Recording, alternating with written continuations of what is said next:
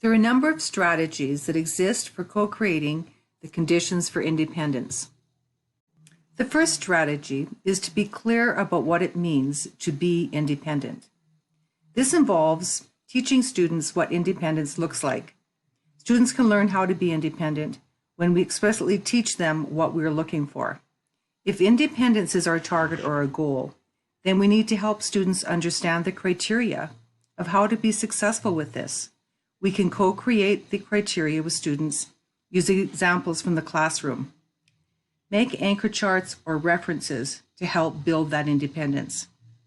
We can do this in a similar way that we might do when we're trying to help students understand the success criteria for learning outcomes. Independence is that gift you can give your students by setting them up for independent success with the clarity and the tools that you use that's part of their learning. And then once you provided that, then expecting them to use these tools and strategies. Another way to encourage independence is to develop the routines and strategies in your classroom that will encourage independence. For example, you could use cue cards with colors, where the green card would mean I'm good to go, I understand what I'm supposed to do.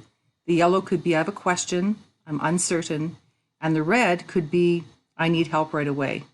By providing a tool such as this to the students, then they can make decisions about what they understand and what they need to take their learning forward. Another way to do this with students is to have them assess what they know, and by indicating to you their understanding using thumbs up or thumbs down or thumb sideways. You can also teach your students that you could use the strategy called 3 before me, where you've encouraged them to seek the help of 3 people before coming to you. A way to encourage independence as well is to teach students and plan ahead for what the barriers or roadblocks might be to their learning. What can I do if I'm stuck on a word or a math problem? So what's my plan? So by anticipating and then giving them the strategies, using bookmarks or cue cards to prompt for this.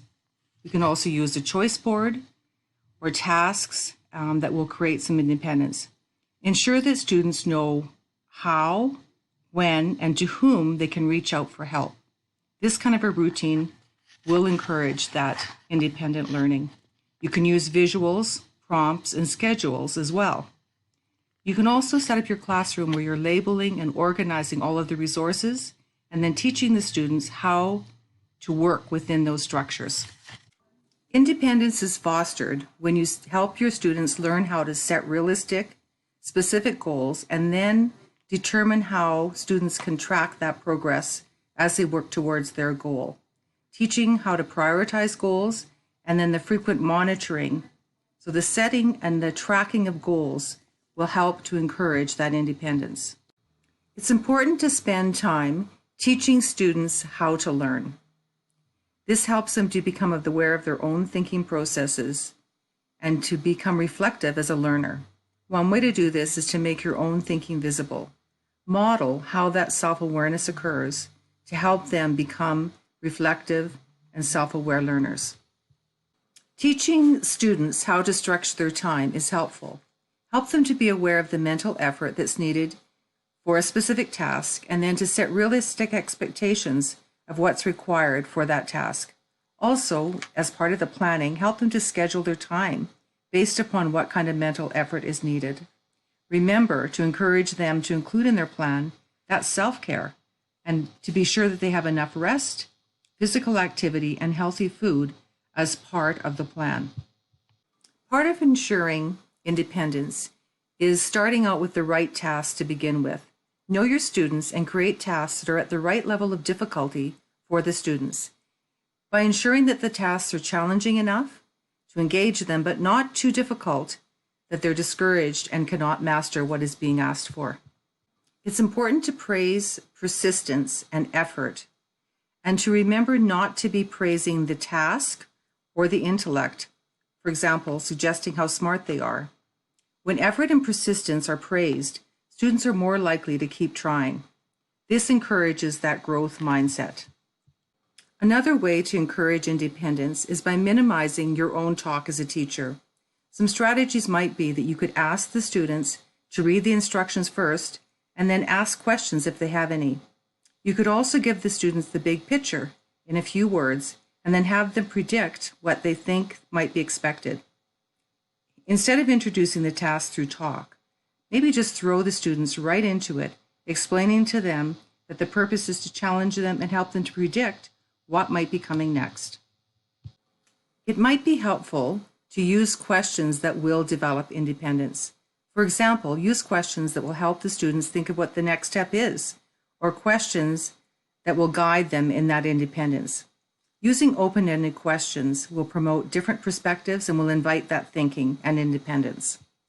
Encourage students to self-reflect on their level of independence. This can be done in a number of ways.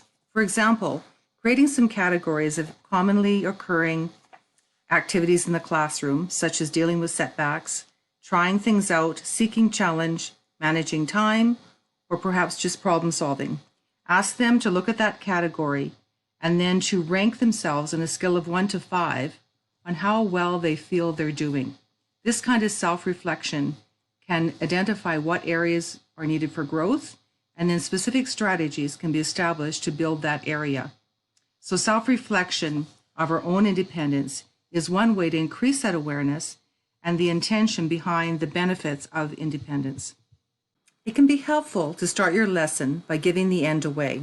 For example, you can launch the learning by actually describing at the start what that product or learning task will be. And then as students acquire new learning, then they can revise what their thinking is. Another way to do that is to describe the task goal and then ask the students to determine what steps or activities they think might be needed to achieve that goal, thereby creating that independence. The final strategy that I will talk about is about delaying assistance and not rushing in too quickly when a student is stuck or frustrated. So ensure that your students have been given clear instructions and that you've checked in for student understanding.